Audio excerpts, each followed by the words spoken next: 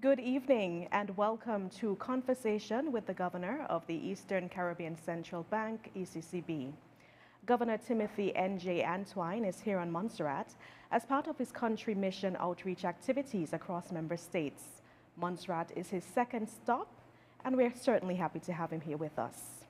Our discussion this evening will focus on economic developments and prospects for Montserrat, and you will have the opportunity to be a part of the conversation. You are invited to send your questions and comments to the following Facebook pages: ECCB Connects and GIU Montserrat. Comments can also be typed in the YouTube chat. You also have the option of calling into the program or sending a WhatsApp message to 1-664-496-6875. That number again is 1-664-496-6875. I am your host, Fiona Alexander Smith. Thank you for joining me. Governor Antwine, welcome to Montserrat. Certainly a pleasure having you here. Thank you very much, Fiona. Good evening to you, and good evening to the strong and resilient people of Montserrat. It's a pleasure to be back. Good. Let's first of all begin with you explaining the purpose of the visit at this time. Right, so thanks very much. So our team is actually in Montserrat for country outreach. Essentially, it's an opportunity for us to update Montserrat, a member of our currency union, on the performance of the currency union and the prospects going forward. And as you can imagine, this is a very challenging time for Montserrat and indeed the entire world, coming out of the pandemic. And so I think most people are keen to understand what is happening, certainly from the perspective of our central bank. But it is also an important opportunity for us to listen to the people of Montserrat. So one of the things we do on these country outreach missions is active listening. So we met earlier today with the governor, we met the cabinet, the executive council, the leader of the opposition and team. And tomorrow we have social partners, we meet members of the media. And in all of these stops and a few other things in between, we listen to people. What are the concerns? And then we try to understand and establish what can our central bank do to help, based on what we are currently working on or what we could be doing. Right. When I think of a vision, I always think about what could be and should be. So when we're shaping the strategic directions of our central bank, we think of what could be and should be for the people of Montserrat and the entire currency union. Okay, and we'll get into a deeper discussion in that in a few minutes. But first of all, highlight some of the main concerns that came out of that discussion, those discussions so far. You mentioned speaking with the Premier, government officials, and other stakeholders. What are some of the highlights and the concerns? Well, for sure, the top two would be cost of living and correspondent banking relations. Absolutely no questions. Yeah. We heard it from the governor, we heard it from the cabinet, we heard it from opposition. Before I came here, the Premier, obviously, we've discussed this several times. And by the way, the Premier is the current chairman of our Monetary Council. Yeah. So this is clearly top of mind for Montserratians. I heard that today. It is. And as we progress, we'll speak more about the living, cost of living and what some of your recommendations will be. But as we continue to meet with stakeholders tomorrow and so forth, what would be the focus of those discussions tomorrow? We continue. We share a similar presentation. And we listen. Tomorrow, for example, we're meeting with social partners. That is business, labor unions, civil society, faith community, youth, the bankers. So that's quite a cross-section of the population. And again, we will present and we will listen. Yeah. We will answer the questions. And we will come away with some ideas about what else we can do to help. What is the ECCB's role in providing advice to the government of Montserrat? So we are able and do provide advice in a variety of ways. First of all, principally, advice is in the area of financial stability. We have responsibility for looking after the banks, supervising them, making sure that when you go to your bank, you can get your money. I think everybody's interested in that. Very important. I know that. So we pay attention to that. So a lot of advice goes in that way. And to support that advice, very often, legislation is required. So a lot of what we do requires us to have legislation enacted So whether it's, for example, the credit reporting bill for the credit bureau, or whether it is the Banking Act to support modernized bank, or whether it's the payment systems for a modernized payment system. We give advice, and very often that advice is supported by legislative framework, a law, and regulations. We also give advice on fiscal policy, you know, without stepping on the toes of the governments, because fiscal policy is a preserve of the state, the sovereign. We do share views on debt management, fiscal sustainability. We give counsel on things like policies in respect of energy, and so on. So we give quite a wide variety of views on areas that touch and concern the currency union. Because at the end of the day, you cannot maintain and preserve financial stability in the absence of growth and development.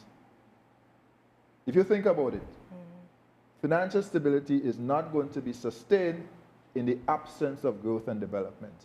And in fact, in the agreement of the ECCB, one of the purposes of the bank is to support the growth and development of our member countries. So we give advice in pursuit of growth and development of Montserrat and the currency union. Growth and development has been a talking point, especially with the COVID-19 pandemic. What has been the ECCB's projections or economic prospects for Montserrat given the recent COVID-19 pandemic? Right, so we are recovering from the pandemic, as you said. In 2020, the first year, Montserrat's economy contracted by just over 5%. Last year, you rebounded somewhat. This year, we're projecting about 3–4%. I think we initially projected 4%, but in light of the war in Ukraine, which has had a global impact in terms of moderating growth, we think that it might be closer to 3% this year. Okay. And in terms of the ECCB providing support to Montserrat, what support can the ECCB provide to Montserrat, especially given the COVID-19 situation? So one of the first things we did in light of the pandemic was to provide a grant of $500,000, $500,000 to Montserrat, to be used as Montserrat deemed fit. And I believe some of it would have been used for PPE, and some of it, I think, is going to go towards a new ambulance. Okay. And that is, of course, entirely for Montserrat to decide in terms of priorities. We also worked through the banks, and in this case, Bank of Montserrat, to provide a moratorium. That is to say, a period of time when customers were given a reprieve from paying on their loans, for those who needed it. In several countries, Montserrat included, there was a time when you had the possibility to get relief either in terms of principal, interest, or both at the height of the pandemic. And I recall at one point in time in Montserrat, I think it was back in March 2021, about $3.4 billion value of loans were under the moratorium. That program has since ended, and last time I checked, there was about just under $1 million in moratorium. So that again was to facilitate businesses, households that needed that relief at that particular time. One of the things we also did, well, not so much for Montserrat, but we actually provided $1 million to help get the vaccine from India to our currency union. In the case of Montserrat, as I understand it, the UK government provided vaccines from February 2021. So you did not need that particular shipment.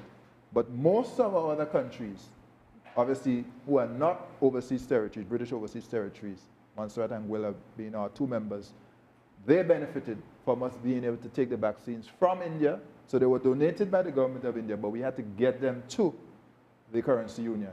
And that was an expensive but necessary, and we were happy to support getting the vaccines. Because once they arrived, our countries were then able to start the rollout of the vaccination programs in late February 2021. Right, and of course that was very important, and it's happy to hear of the role that the ECCB has been playing in supporting the countries, including Montserrat, during the COVID-19 crisis.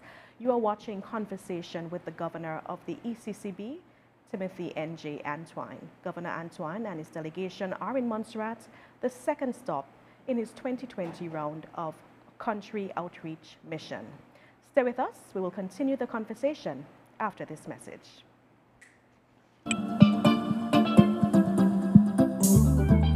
Do you own or manage a business? Interested in saving time and money? How about expanding your business? Then the Dcash Merchant app is for you. Receive digital EC payments instantly from Dcash customers anywhere via your smart device. Create invoices and track transactions easily in the app. And avoid the hassle of handling physical cash. Visit dcashec.com today for more information and to sign up. Dcash, the digital version of your EC dollar.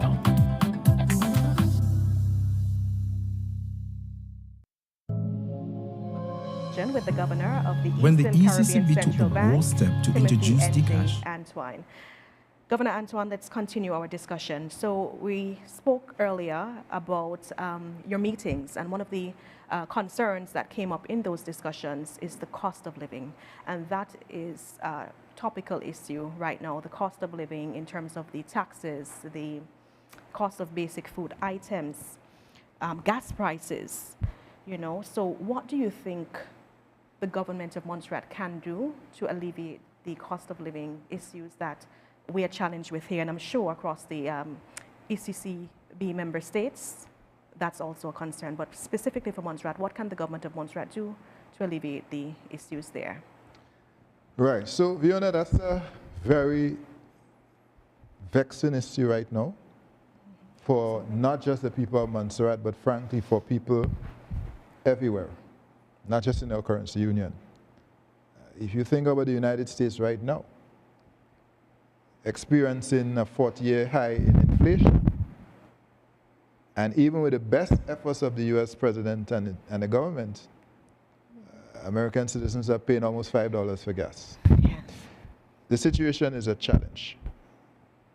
Now, in terms of what the government could do, not a lot of options. It has to examine whether and to what extent it can do anything in terms of the tax that is charged on fuel. But that's a delicate fiscal situation, because I suppose once the government looks at that, it then has to decide what it's going to not do, because it's a trade-off. It is. And as a former financial secretary, I understand that. So if you say to the government, if government says, well, we're going to reduce the tax, then they also have to think about where they're going to give up, what they're not going to do. And that's a difficult conversation to be had. So it is really a challenge at the moment, because, you know, we import oil, we import gas, you know. So except for the countries that are exporters, that might be wringing their hand with glee over rising oil prices, most of us are oil importers and are really hurting at this time. And let's be very clear, the people who are hurting the most are the poor and most vulnerable.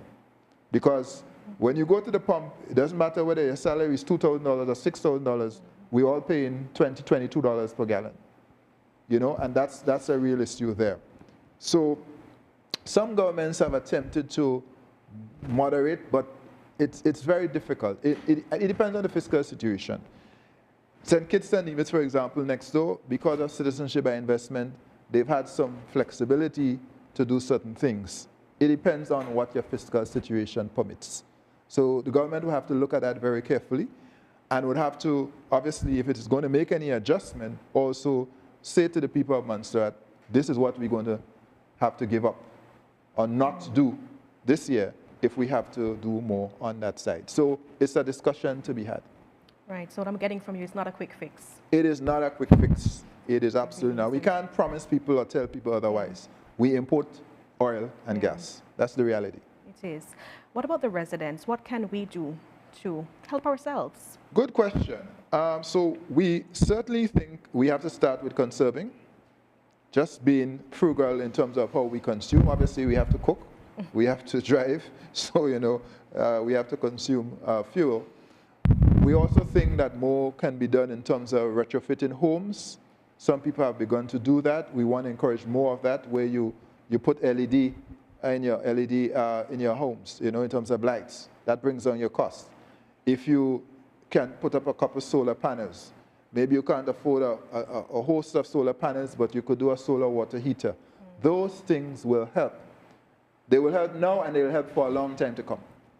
And that's the thing we have to see. Because very often when we come to these discussions, the pressure is on when the prices are high. Unfortunately, when the prices drop, we drop our guard and we shift our focus. We have to avoid making that mistake repeatedly. We have to invest in renewables, and for example, at a household level, in things like solarization, solar water heaters, LED, and those sorts of things, because they will help now and they will help in the future.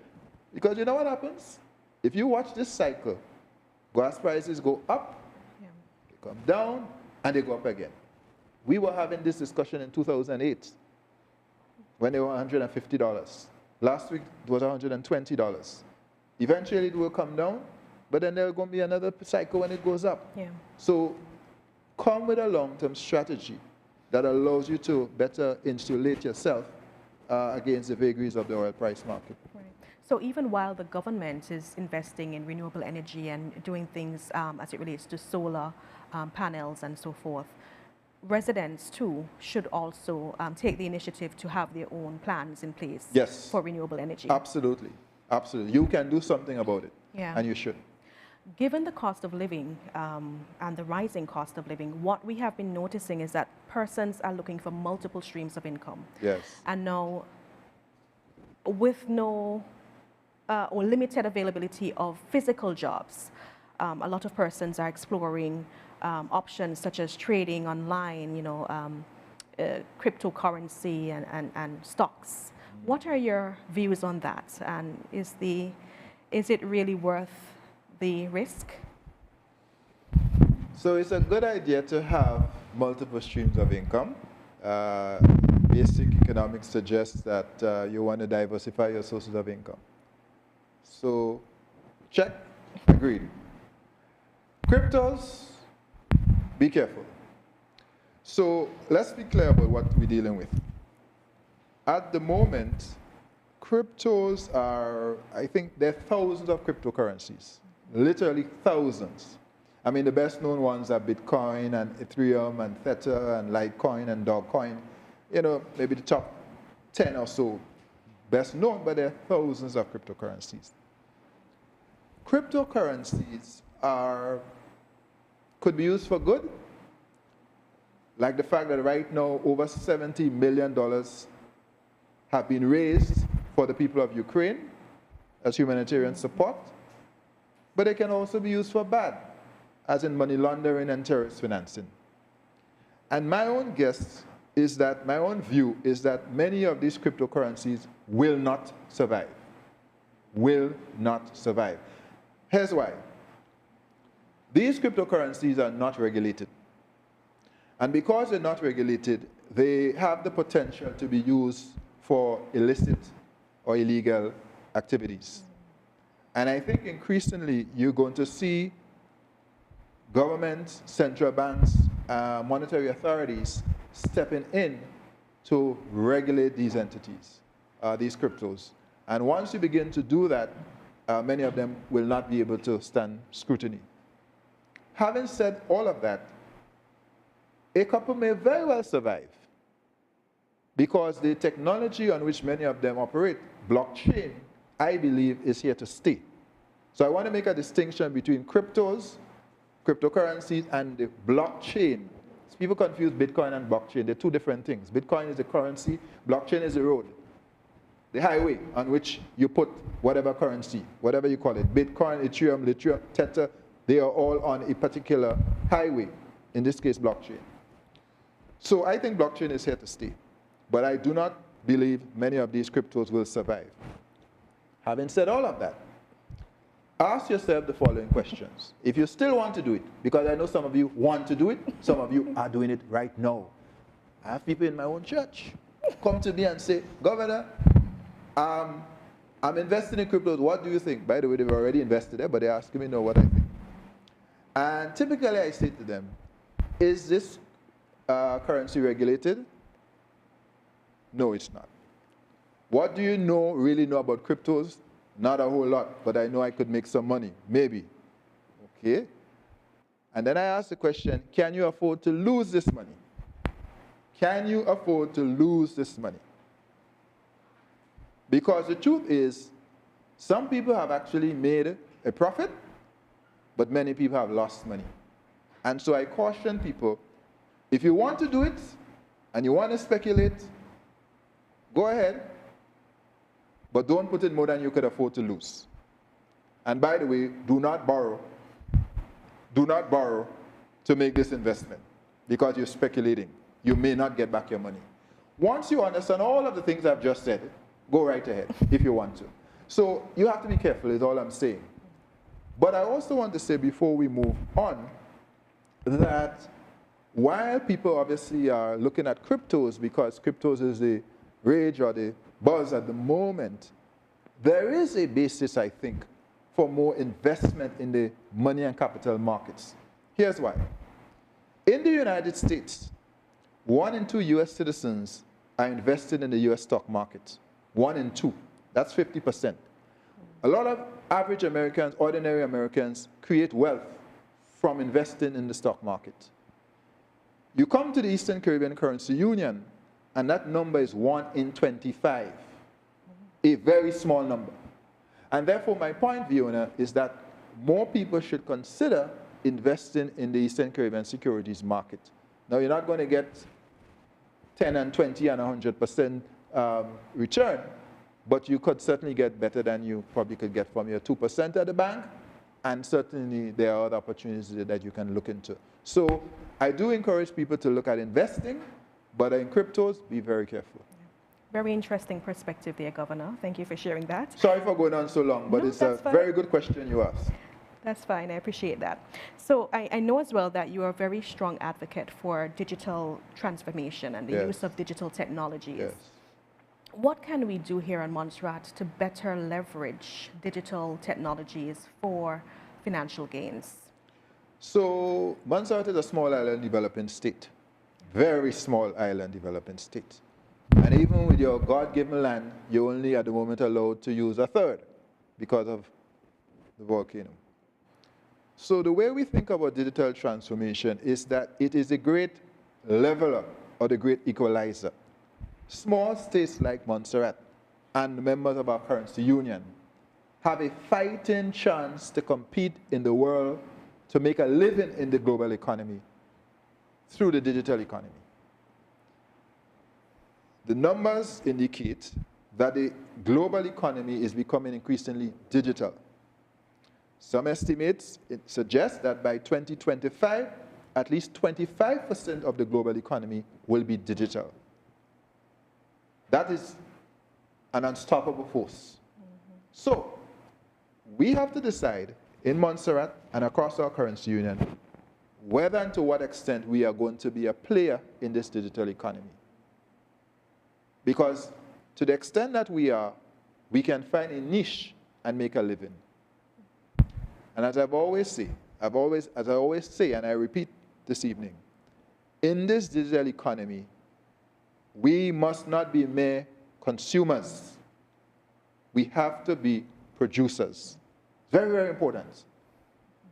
Any one of us can go on the internet and go on Amazon and click, click, and buy. That's consumption. How many of us are selling something on Amazon? That's production. You see my difference? Yes, so what I'm saying is that we have to be positioned to be able to tap the digital economy. A Montserratian should be able to stay here in Montserrat and sell to any part of the world because he or she is connected to the digital economy. There's absolutely no way we're going to survive in this global economy if we don't go digital. And so that is why we make the push, because we believe we have to position our youth, position our economies to take advantage of these emerging opportunities. Yeah. And for example, just to make it clear, whether you're doing something like digital marketing, you're doing digital engineering, you're doing graphic design, you're doing website, social media work, coding. There are a range of possibilities for young people and others in this digital economy to make a living right here in Montserrat. And that's what we want to see more of. So there's less dependence on the government to create a job, and less people have to leave Montserrat to find a job. Tap into the digital economy, and you can do it from your island home. That's what we want to see. As we're speaking about the digital economy, ECCB launched Dcash, the digital currency, on Montserrat in December of last year, 2021. What was the rationale and what next for Dcash here? So for us, the rationale for digital currency was a clear understanding, like I just said, that the global economy is becoming more and more digital. We have to position the region. And therefore, we wanted to ensure that as part of the build-out of a digital economy, we have a digital currency, fully backed by our central bank, issued by our central bank for the people of the currency union. I have said, and I repeat this evening, the payment system should work for all except illicit actors. Right now, this payment system is not working for the small man and woman. It's too expensive, too slow, too much hoops to jump through. And so we believe we have to find a faster way, and Dcash is faster, safer, cheaper. We launched in December. We had a setback in January with an outage which was resolved. We're almost ready to roll out in Anguilla. In fact, this is June. We're going to be rolling out in Anguilla this month. And then you're going to see some significant marketing. Because one of the things we did not do, ought to have done, but we were busy with some other things and so on. And in fact, we recognized we needed to bring in some help. So we are now recruiting a marketing partner to help us to market Dcash. So people of Montserrat expect to hear a lot more about Dcash, including incentives for signing up and getting on board in the next few weeks and months. And then we want to make sure with all 8 countries on board, we really ratchet up, ramp up the marketing around Dcash. So stay tuned, you're going to hear a lot more coming soon. Yes, and we'll continue the discussion after a few minutes. You are watching Conversation with the Governor of the Eastern Caribbean Central Bank. We now invite you, our audience, to join the conversation. Send your questions via WhatsApp to 664-496-6875 or via the GIU and ECCB Connect's Facebook and YouTube pages. Stay with us. We'll take your questions after this break.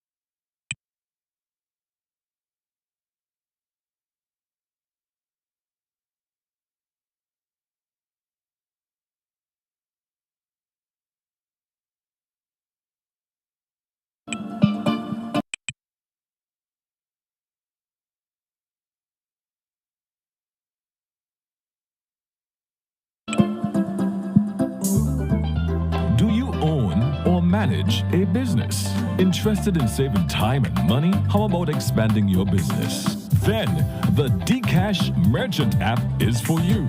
Receive digital EC payments instantly from Dcash customers anywhere via your smart device. Create invoices and track transactions easily in the app. And avoid the hassle of handling physical cash. Visit dcashec.com today for more information and to sign up. Dcash, the digital version of your EC dollar.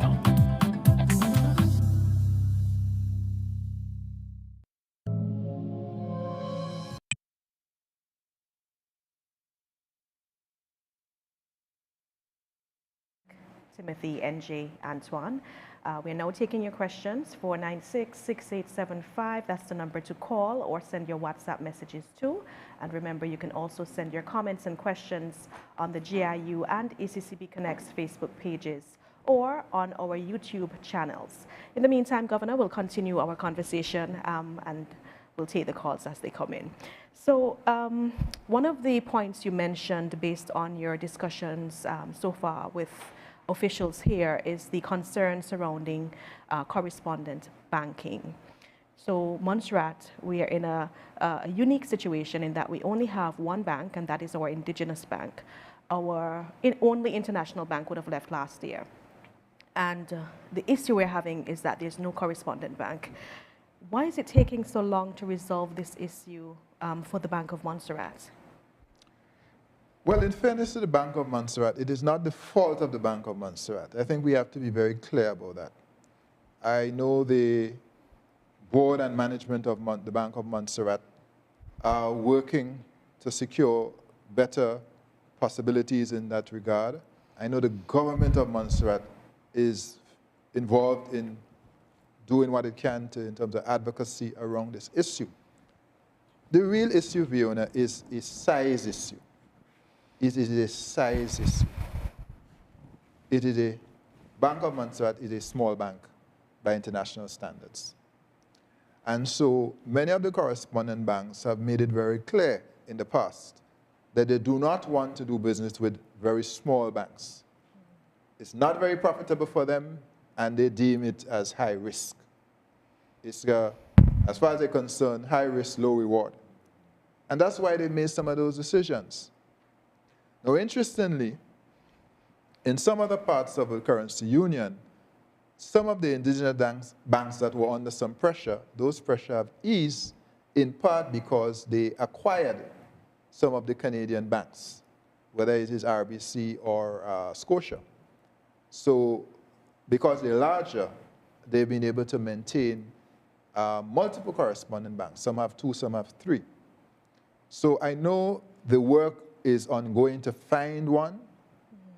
I believe that as we continue to improve on our AML-CFT work across the region, that may help. But ultimately, I think the answer lies in some kind of collaboration between Bank of Montserrat and another indigenous bank. I'm not necessarily saying they have to merge. I'm simply saying there has to be a mechanism for them to be able to work together to get that access for the people of Montserrat. Because I understand the concern. It's your one bank, you want to do international transactions, you're handicapped. Yes. And I know that is a major concern. It's something the Premier has raised with me repeatedly. It's something that I know the Bank of Montserrat is looking into. What we have encouraged the indigenous banks to do, including the Bank of Montserrat, is to pursue a shared services model for risk and compliance to assist them with lowering their unit costs. Because part of the challenge for a small bank like Bank of Montserrat is some of the investments that need to be made, you're making it on a population base of less than 5,000. Banking is an expensive business. So if they were to lower some of these costs, then they could improve their profitability and put them in a better position to make certain investments. But to answer your question, we are also actively looking to see what partners could be found. But we have to urge patience for the people of Montserrat because it is a size problem. If you look at the Canadian banks, let me just close with that.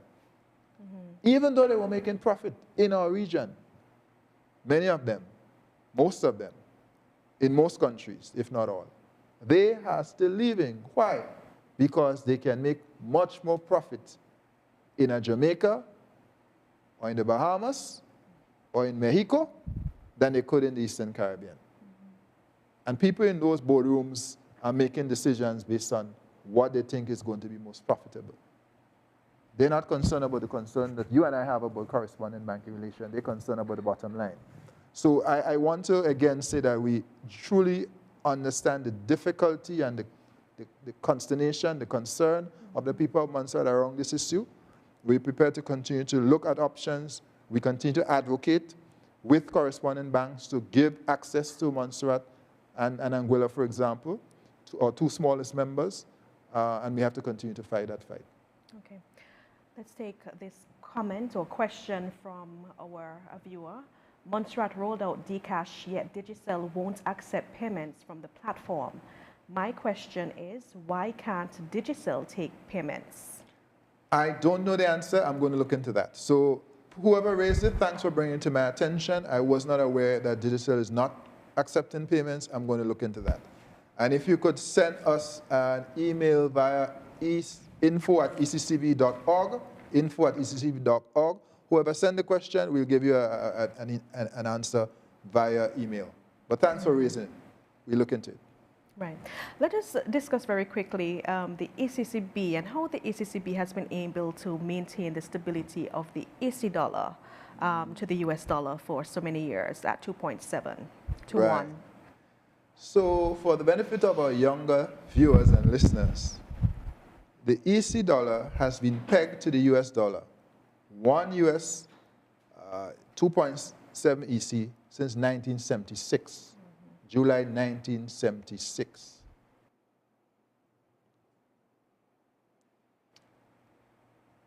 And we've been able to maintain the strength of that dollar by maintaining a high level of foreign reserves. So when we made the decision, founders, framers, to have a common currency and to back it, it was also agreed that we want to have a strong dollar. And every governor, successive governor, I'm the third in that line, we have stayed committed to that cause, to maintain a high level of reserves, because that is how the currency is backed. In the past, we've been criticized for having too much reserves. But the reality is that we've always seen reserves as an insurance policy. And you never know how much you need it until you have a crisis. You have a shock. And that's what we've had with COVID, for example. The reality is that when we started the pandemic, the backing was at around 100%. Even in the face of no tourism, the backing has not gone below 93%. What does the law require us to be at? 60%. So we maintain a very high backing. And that is why, notwithstanding all the problems that we have in the world and in the currency union, we're not concerned, or one of the problems we do not have is the stability of our dollar. Our dollar is strong, and I think it's a testament to the people of our currency union that when we come together as small states with common cause, collective action, we can do great things.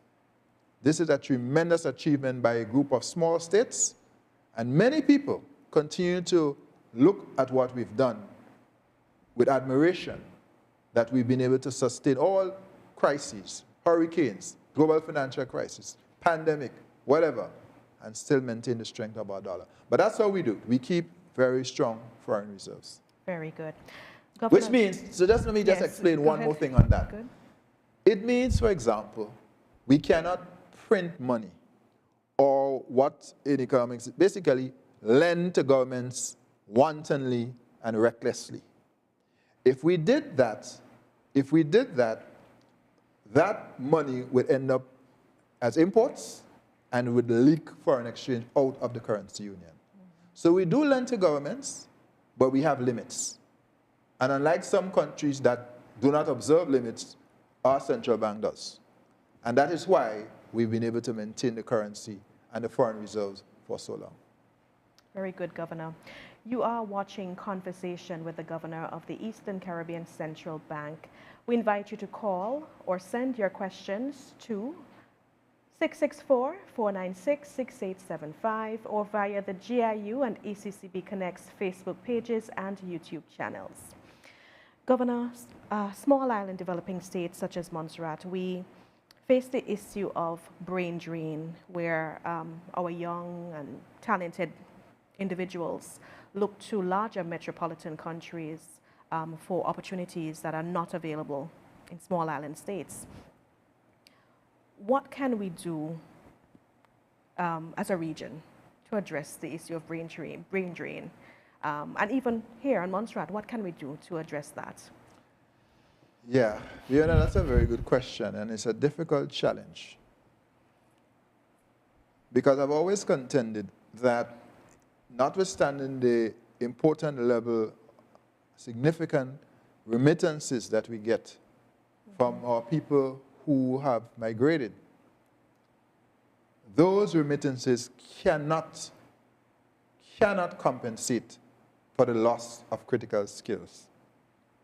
In other words, were we able to keep these people home, our economies will develop even faster. The money is useful. Continue to send the money, please. We need it. But it is not the same as being able to contribute those skills. In the case of Montserrat, it is a particularly difficult thing because, obviously, of the circumstances around the volcano. At one point in time, your population was at 12,000. Yeah, it's now just under 5,000.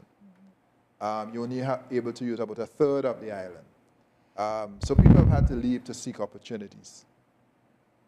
What I hope is that with the rise of the digital economy, new opportunities will be found. New opportunities will be found for people to work from Montserrat and make a living. So for example, in coding, I'm told there are people who are making $3,000 a month from coding. You don't have to be in the US or the UK to make that money. If you have those skills, you could operate in Montserrat. Now, obviously, it requires us to have good and reliable connectivity, because digital economy requires connectivity. So that's why they work on the fiber optic cable. Very, very important work. Very, very important. So I was pleased to see that. And of course, we have to continue to expand the network and so on. But that potentially can bring more people into Montserrat, or at least have them work out of Montserrat. And that is one way. If people see that they can work from their island home and make money by working for companies in the United States or the US, some of the remote working that we see now, for example, that is a niche area. You get 1,000 of these people in Montserrat, that's a big number. That's a big number. That would be a 20% increase or thereabouts. So I mean, you just think about what that could do if you have the right setup. And I think that is going to be part of how we try to address that. Because we are going to always be faced with our small size, but if we can create those opportunities through the digital platform, I think that's the best chance of being able to get more people to work from home or to come back home and work from Montserrat. You've mentioned the remote working program, and the digital nomad or remote working program was made popular during the COVID-19 pandemic, with many of the islands implementing programs to stimulate economic activity. Montserrat also implemented a remote working program. Based on your assessment, was this program successful, not only in Montserrat, but across the member states? Well, we're trying to put together some numbers on that, so it's a little early still for us to give you a definitive answer to that. I do know that Barbados has had some success with what they call their welcome stamp. But of course, Barbados has the advantage of not just being larger, but having the connections, the international connections, flights, for example, from the US and Europe almost on a daily basis. So I know Barbados has benefited. There are a few other countries, like you said, that have introduced the programs, but we are still trying to get data around the actual impacts. And, but what we do know is that this whole idea of working from home or remote working is here to stay in some form or fashion. And so because of that, even as we hopefully are at the back end of the pandemic, we could see people continue to use this as an opportunity because they now have the flexibility of where they want to work. Because even for us at ECCB, I will tell you that having worked from home for 2 years, we officially returned to office in April. We have now adopted a hybrid model. And it's essentially 3 days in, 2 days out. You work 2 days in the office, you do 2 days at home. And by the way, if you want to work all day, all 5 days in the office, you are welcome to do that. We won't say no to that. But people want the flexibility. And so what I'm suggesting to you is that because that hybrid model is now, I believe, here to stay in the world of work, it presents an opportunity. The same way all people are benefiting from it. So we have people from 8 member countries. At times, they will be working from their home country for the central bank. And at times, they will be working in St. Kitts. That's fine. They did it for 2 years. Many of them we had people who were working in the US, working in Canada, working in Grenada, working in St. Vincent, wherever their home country. They traveled and worked. We believe that that opportunity can now be flipped to benefit our people. So to answer your question, too early to give you definitive. We know anecdotally in Barbados there's been some success, but we need to gather the data to better understand the actual impact. Sure. Youth development and the fact that young people are basically, in a digital age. Mm-hmm. So I want to ask about the ECCB and what does the ECCB currently do to support young people as it relates to, youth development and so forth. Well, good question. Get excited about young people. So one of the things that we do several programs. A couple is what we call the Bright Sparks. Bright Sparks program is really a program where we bring interns in IT interns to the bank.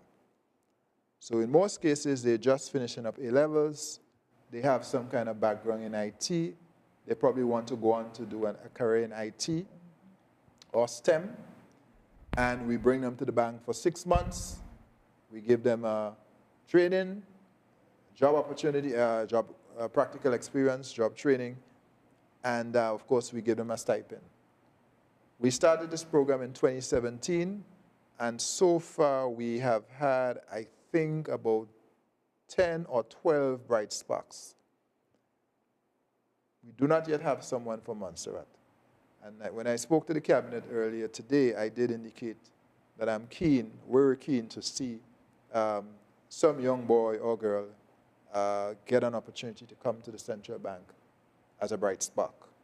So that's one example. It's very practical and so on. And by the way, some of them, we've actually kept them on staff as well. Sometimes they're going off to university, so they work for a year or two, and then they move on. They get the exposure. Of course, we want them to come back and contribute to Montserrat. That's important. That's important. It is. Secondly, we offer what we call a SPICE scholarship. So every year, with the Caribbean Science Foundation, there is this program in Barbados for about 6 weeks, preparing students who want to pursue a career in STEM or STEAM. In many cases, they have finished their levels and they're getting ready to go on to university. They get training in coding, they get training in data analytics in the STEM area. They get training with helping prepare the applications for Ivy League universities. We have MIT professors and other very highly credentialed professors who work with the team. And every year we fund 2 students from the ECCU to go to Barbados for that program. The last year or 2 it was online, now it's back in person. So again, we want to see young Montserratians benefit from that program. We also provide, through our corporate relations department, and Shrimalan Kirby is our director, a children's hour. And I mentioned children's hour because this children's hour is really intended to engage the children of the ECCU, give them exposure to financial literacy. So this is a radio program on Saturdays, I think between 11 and 1 or 2, somewhere depends on the time, depending on the station and the location, where we engage our children. Children's Connection, Children's Hour. That is another opportunity we have. And then, of course, we do other things like essay competitions, and we had a creative writing competition. What else have we? So we look for ways to engage our young people. In addition to that, we have these mentorship schools. So in each island, we have a mentorship school. In Montserrat, it's the Braids Primary. We weren't able to do much in the pandemic, but typically, we would engage the students, especially those at the Form 4, Form 5 level, transition into secondary school. We would give them skills, we would teach them financial literacy, we would life skills, motivational talks, and that sort of thing. Support them, maybe some computers, those sorts of things. So we look for practical ways to support young people who want to give them a vision of the region. And we want to give them a sense of what's possible for themselves and their families. And we want them to feel connected to the region and committed to making a difference for your region. To come back and serve. To build in your country, in your island home. That's important, because if we keep training them, we had a conversation earlier about the brain drain. If we keep training them to go out and nobody comes back, what do we have? So we try to inculcate in them this regional mindset, this development. Those are the sorts of things we try to work with them on.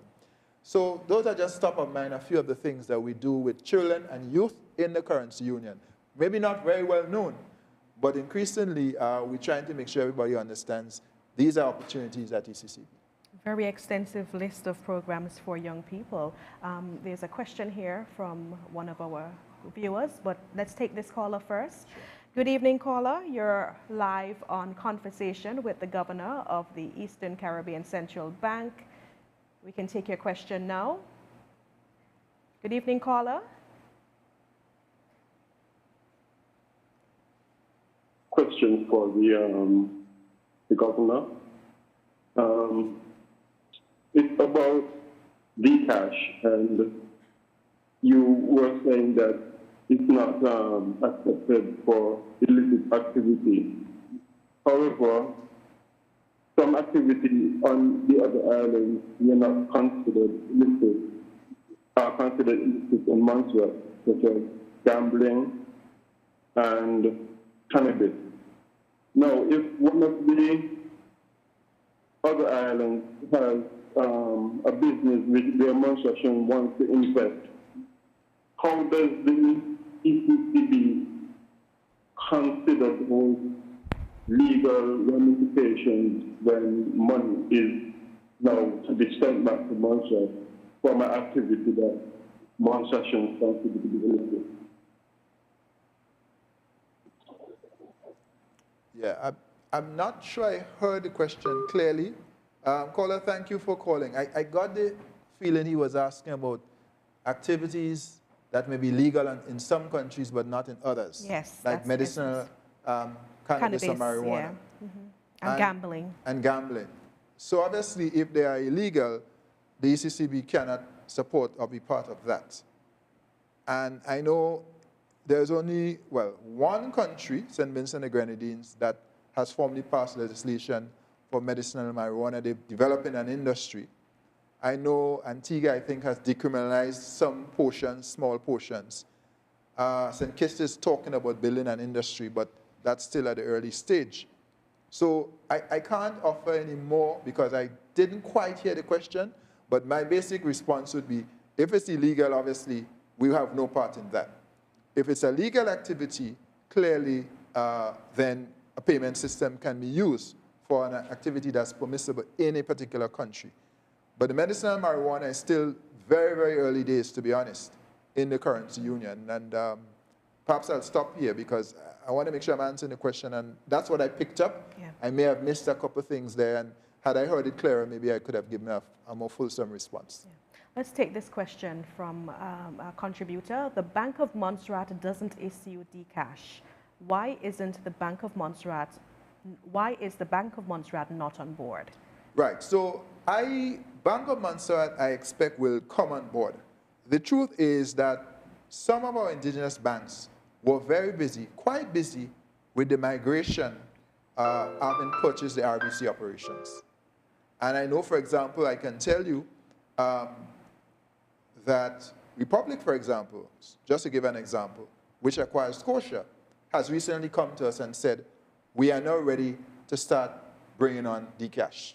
So we want to get, and they've given us a very ambitious timetable to get Dcash going. But they had said to us last year, hold on, because we're still working on the migration of the Scotia accounts to Republic. And I think Bank of Montserrat is also working through that transition of the RBC portfolio. I know it's also working on a new ATM and so on. So Bank of Montserrat will get there, but I think we have to be patient because don't underestimate the work it takes to acquire a bank. It's a lot of work. Just ask the staff and the management of Bank of Montserrat. So I expect Bank of Montserrat. NCBA, for example, is also coming on board shortly, but they had initially said they needed time. So just be patient, they'll come. Okay, we'll take this caller. Good evening, caller. You're live on Conversation with the Governor of the Eastern Caribbean Central Bank. We'll take your question now. Yes, thank you, Mrs. Smith, and good night, Governor Antoine. Good evening. KB Montserrat. Welcome home. Welcome to our home. Thank you. Okay, I want to have two interactions with you, two questions for you. And the first one is, what is the central bank doing with respect to the regulation of the money transfer agencies that operate in our region? And I'm being specific again tonight about Montserrat. The money transfer agencies, I don't know if we actually have any regulation going for them, so I would want you to speak to that. And my second question is about our CLICO issue. I think it is very, very long overdue. In fact, I am very disappointed that we allowed, and notice I'm saying we allowed CLICO to have shafted the poor people in our region, because I know that the central bank was responsible for monitoring the operations of insurance companies. So that should have never happened. Yet they are dragging their feet, and they've put so many persons out of pocket. Some people have actually died without knowing what will happen to their investment. I know recently they gave us back a little check, for premiums that was sitting in an account here that people would have been paying in. Speaking on it personally myself, it affected my funding for my children's education, because you plan, you tighten your belt and you do these things and you prepare, and then it blew up into your in your face that you're still waiting for a resolution. They did not even give back any interest on the premiums that they would have held for several years. The monies were earning interest, so you don't give back just the premiums. They should have at least given a 1% interest on the monies, because they would have been collecting interest on that account. So those are some real issues. So I really want some frank talk from you, honest talk on those issues. The monitoring of what is happening with money transfers outside of our economies, because most of those transfers they're not going to sister islands. They're going outside of the ECCB area. And I think that is a terrible leakage, in my opinion. And I know that to be so from a financial standpoint as well. And I really want you to deal with the issue about CLICO. I think it is time that it is finalized. Right, I got you. Because it has hurt the poor people of our region. Thank you, sir. Right. Thanks for calling. And so let me start with the money service business, the first question. So just to be clear, the Eastern Caribbean Central Bank does not regulate money service businesses. Does not. I believe that falls to the Financial Service Commission here in Montserrat. So I cannot speak to that, because that is not something that is regulated by the ECCB. What I will add, however, is that as part of ensuring we have a stronger financial system, the ECCB and all the regulators in the currency union, all the regulators, including the FSC in Montserrat, are engaged in discussions about what we call an optimal regulatory framework. And I will simply say, we are working on setting up a regional standard setting body that will provide oversight for all the financial regulators in the ECCU, so that we have common standards across the entire currency union. So not only do we have a common banking law and a common regulator, a single regulator for banking, we want to be able to ultimately have some kind of regional standard setting body for all financial sector activities. So that means money service business will get some kind of oversight under that body when it is established. On the question of CLICO, let me be very clear. The ECCB never supervised insurance companies, never. Again, insurers are supervised by the Financial Service Commission here in Montserrat or by the, whatever they call in the various countries, member countries. ECCB is responsible for banks, not insurers or insurance companies, credit unions, money service businesses. All of those things are handled at the national level by the Financial Services Commission. Now, on the question of the CLICO payment, where are we now? As you know, most of the assets for CLICO were held either in Barbados or in St. Lucia. Very little in the rest of the currency union. As a consequence of that, there were very little assets that we could put our hands on to dispose of for the benefit of our policyholders.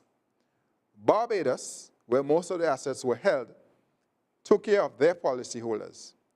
The Monetary Council, got involved not because ECCB regulates insurers, but because this was a major issue of concern for the people of the currency union. And the Monetary Council, the finance ministers, most of whom are prime ministers, premier, took it up. Barbados finally, after much representation on our part, recently agreed to make 37 million Barbados dollars available for the policyholders of the Eastern Caribbean Currency Union. Barbados also indicated, while it was making these funds available because it recognized the need to make some kind of contribution, it has its own challenges, and everybody knows Barbados is in an IMF program. Therefore, Barbados indicated these monies will be issued to the ECCU policyholders in the form of a bond or in bonds. Not cash, bonds. The governments, therefore, are now looking to see whether and to what extent a way can be found to cash these bonds or convert them into cash, obviously at some kind of discount, or to give the policyholders an option to decide, I am going to take my bond and wait for 15 or 20 years to get my interest, to get my principal, and with some interest paid through that time of 1%, I think 1.5%, 2.5% over that period of time, or whether or not you're going to, if possible, take some cash if we can sell the bond to someone who is prepared to give us cash. So you will hear more about that shortly because that is now being finalized with the government of Barbados. But I repeat, $37 million, about 40 million EC, bonds, not cash, to be made available. The idea is that policyholders will then have in their hand a bond that will pay them interest over 15, 20 years. I think it's 15 years if I recall, 15 years I believe. Or if we can find some way to sell that bond and convert it to cash, cash. Now obviously, because people have been waiting for so long, this is 13 years, since 2009, we want to be able to find ways to put cash in hand. And as you rightly said, some people have died and not gotten any justice. And there are people like yourself who are still waiting for some kind of relief. What I will end by saying is that this issue continues to occupy the attention of the Monetary Council. The Premier is the current chairman of a Monetary Council, and he will tell you at every meeting of this Monetary Council, February, July, and October, a report comes on BICO and CLICO. So I just want you to know, while it's been very slow going in recent times, this is a matter that continues to occupy the attention of the Monetary Council. And so we'll continue to push forward and see if we can find some ways. But the next step in CLICO is the bond coming over, and then putting it in your hand, giving you an option to either hold the bond and get some interest, or if you can find somebody to buy it, then to convert it into some cash. Okay, we have two more questions before we wrap up the discussion here tonight. Can a Dcash account take international payments, or are they confined to just ECCU countries? At this point, it is confined to ECCU countries, and it's in EC dollars. If somebody is in the United States or the United Kingdom, they can have a Dcash account, but it will be in EC dollars. So in other words, they'll have to draw from their bank here to send money to their family or to pay or whatever in the currency union, any of the 8 countries. So we're not dealing with US dollars. Now, I think the person is probably wondering, well, are we considering that? That is a possibility at a later stage, but it requires collaboration across countries, cross-border payments with other central banks. And there's a big discussion going on at the international level about how you can have central bank digital currencies connected and interoperable to be able to allow some of that kind of thing to happen. But right now, Dcash is for the 8 member countries in the currency union. Anywhere in those countries, within islands and between islands, you can move EC dollars back and forth, you can make payments. That is our starting point. And our final question for this evening, what is the ECCB doing regarding the climate finance for its member countries? Right, well, so the time has gone, we haven't talked a lot about that, but the reality is that we are very, very keen to see renewable energy in a very significant way in our countries. I think some of you know, but it's something we're very proud about, is the fact that at ECCB, 70% of our energy are generated from solar PV, and by the end of this year, it will be 100%. We get in our storage and it's actually being manufactured. We're very proud of that investment. Last year, we saved more than $1 million, $1.2 million this year. The number is probably going to be higher because oil prices are higher. We want to see our member countries, Montserrat, for example, do more with renewables. You did your 750K solar plant, then I think you did another 250. We need to see more of that. So one of the things that ECCB is doing, in addition to encouraging and advocating for it, is that we are looking to mobilize resources. So we are engaged in discussion with the World Bank and others about how we can mobilize financing. How we see it is that we can use some climate finance, some resources from, say, the World Bank, some regional money, because our banks are awash with excess liquidity, and maybe the central bank itself may also chip in a little bit. But we want to put together a bundle to create a fund for renewable energy. You might say others are funding it, but the truth is not enough. If that were the case, we'd be further along with geothermal, we'd be further along with some of these investments. So we do believe, at this moment, when only 10% of our energy mix is coming from renewables, 10, 12%, we want to see how quickly we could triple that. So we have to invest in renewable energy. And that is one of the things that our central bank is doing through our sustainable finance push. And you will hear more about that as we develop that facility with the World Bank and other partners. Certainly look forward to hearing more about that. Governor, that's all the time we have this evening. Your final comments as we wrap up this evening's conversation. Well, I can't believe an hour has gone. I mean, we're just getting started. But I want to say that it's been a real pleasure, Fiona. Thanks for having me to engage with you and the people of Montserrat.